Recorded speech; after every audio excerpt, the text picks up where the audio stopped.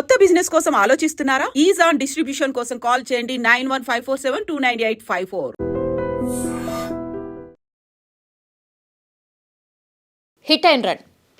ఇంకెన్ని కేసులు చూడాలనో, మరి ఇంకెంతమంది అమాయకులు చనిపోవాలనో తెలియదు. కానీ నిన్న ఇక కొన్ని డేస్ అయితే డాక్టర్ అవుతుంది ఐశ్వర్య. ఆమె పేరు వచ్చేసి తండ్రి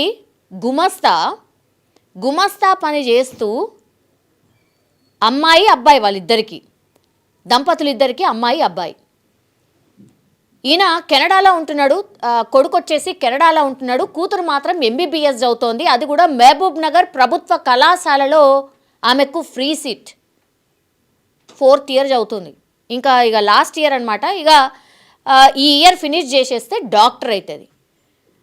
ఫ్రీ సీట్ కొట్టి MBBS చదువుతున్నటువంటి ఐశ్వర్యని ఓవర్ స్పీడ్తోని క్రెటా కారు రోడ్డు దాటుతున్న తండ్రి కూతుర్ని ఢీ కొడితే స్పాట్లో డాక్టర్ కావాల్సిన అమ్మాయి చనిపోతుంది.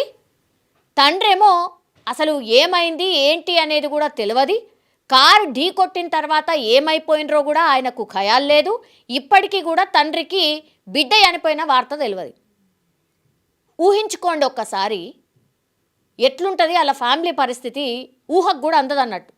ఇప్పుడైనా హాస్పిటల్లో ట్రీట్మెంట్ తీసుకుంటున్నాడు. ఒక కాలు ఇరిగింది, అట్లాగే బ్యాక్ బోన్ ఇంజూర్ అయింది అని అంటున్నారు. అసలు కాన్షియస్లో లేడు, అంటే ఖయాల్లో కూడా లేడు. అసలు ఏం జరిగింది ఏంది అనేది కూడా తెలియదు. ఎప్పుడు కళ్ళు తెరుస్తాడో, మరి కళ్ళు తెరిచిన తర్వాత ఆయన ఏం మాట మాట్లాడతాడో కూడా తెలియదు. మహబూబ్ నగర్ ప్రభుత్వ కళాశాలకు ఆమె హాస్టల్లో ఉంటుంది. జస్ట్ మొన్న హాలిడేస్ ఉన్నాయని చెప్పి వీకెండ్లో వచ్చిందట గంతే. కొడుకేమో కెనడాలో ఉన్నాడు. ఇక బిడ్డ డాక్టర్ అయిన తర్వాత పెళ్లి చేద్దాము, ఇంకా ఆమె ఫ్యూచర్ సెట్ అయిపోతుంది అనుకున్నారు. ఒక గుమస్తా పాండు అయిన పేరు, తల్లి పేరు వచ్చేసి కళ్యాణి. ఈ ఆమెకు కూడా పెద్ద హెల్త్ బాగుండదట. ఇగో నేను డాక్టర్ అయిన తర్వాత నేనే నీకు చూస్తా అమ్మా, నీకు దగ్గరలో ఉన్న హాస్పిటల్కి, మంచి హాస్పిటల్కి నేను తీసుకెళ్ళి నీకు ట్రీట్మెంట్ చేపిస్తా అమ్మా అని చెప్పిందట. అట్లాగే తల్లి పాపం ఏడ్చుకుంటూ ఒక మాట చెప్తోంది, నీకు రావట్లేదు, నీకు ఎవరితో ఎట్లా మాట్లాడాలనో తెలియదమ్మా, కాబట్టి నువ్వు కొంచెం జాగ్రత్తగా ఉండు, జాగ్రత్తగా మాట్లాడు, ఎవరన్నా వస్తే నీకు వాళ్ళతో ఏం మాట్లాడాలనో కూడా తెలియదు, కొంచెం చూసి నేర్చుకొని నెమ్మదిగా ఉండమ్మా అని బిడ్డ తల్లికి చెప్పేదట. ఆమె ఆ విషయం కూడా చెప్తూ ఏడుస్తున్నటువంటి సిచ్యువేషన్. ఇప్పుడు నేను తండ్రికి ఏం చెప్పాలి? అసలు బిడ్డ చనిపోయింది అంటే బతుకుతాడా?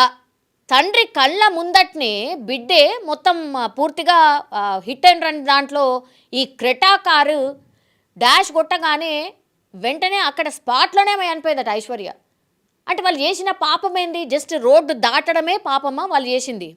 మార్నింగ్ ఇక ఆమె మహబూబ్ నగర్కి వెళ్ళడానికి బస్ స్టాండ్కి పోతున్నారు, ఇద్దరు రోడ్ క్రాస్ చేస్తున్నారు. ఆ విజువల్ చూస్తే ఎంత భయంకరంగా ఉంది.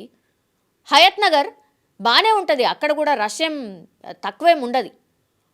పొద్దున కారు వచ్చి ఢీ కొడితే స్పాట్లో అమ్మాయి చనిపోతుంది. ఇప్పుడేమో తండ్రేమో హాస్పిటల్లో ఉంటాడు. తండ్రికి విషయం చెప్పాలంటే ఆ రిలేటివ్స్ కానీ, వాళ్ళ అక్క చెల్లెలు కానీ, ఇక చుట్టుపక్కల ఉన్నోళ్ళు కానీ ఎట్లా చెప్పాలా? ఆయనకి మొత్తం బిడ్డ మీదనే ప్రాణం పెట్టుకొని ఉంటాడట తండ్రి.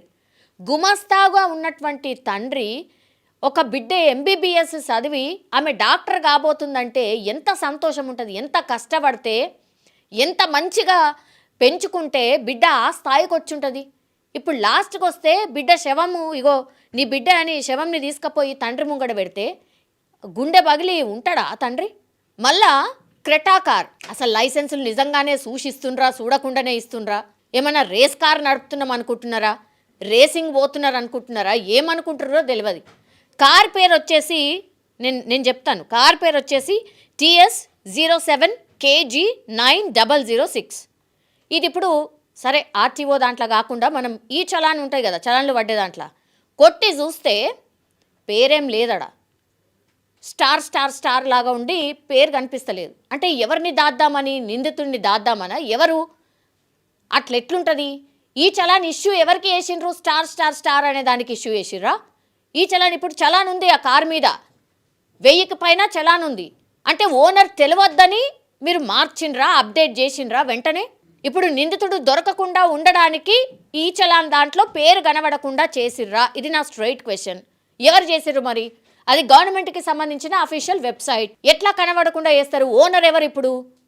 అంటే లోపల మీరు సెట్ చేసేస్తారన్నట్ట. ఇప్పుడు ఐశ్వర్య మరణం ఎవరు అంటే దీనికి కారణం ఎవరు? ఈ క్రెటాకి సంబంధించిన ఓనర్ ఎవరు తెలియద్దనే ఈ కార్యక్రమం చేసిండ్రా? ఆ బిడ్డ ప్రాణం గాల్లో కలిసిపోయింది.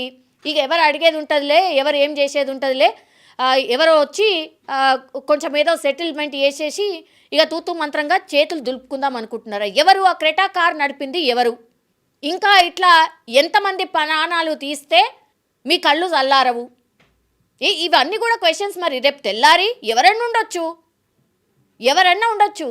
ఇప్పుడు ఈ క్రెటా కార్ మీద కొత్త క్రెటా కారు, అది దట్టు అక్కడ ఆ ఏరియాకు సంబంధించిన క్రెటా కారేనట. మరి ఎందుకని పేరు కనబడకుండా చేసింది ఎవరు? ఇప్పుడు ఆ తండ్రి ట్రీట్మెంట్ తీసుకుంటున్నాడు. ఆయనకు మరి మీరు వచ్చి చెప్పండి మీ బిడ్డను చంపింది మేమే అని మీరు చెప్పగలుగుతారా? అంత ధైర్యం ఉందా?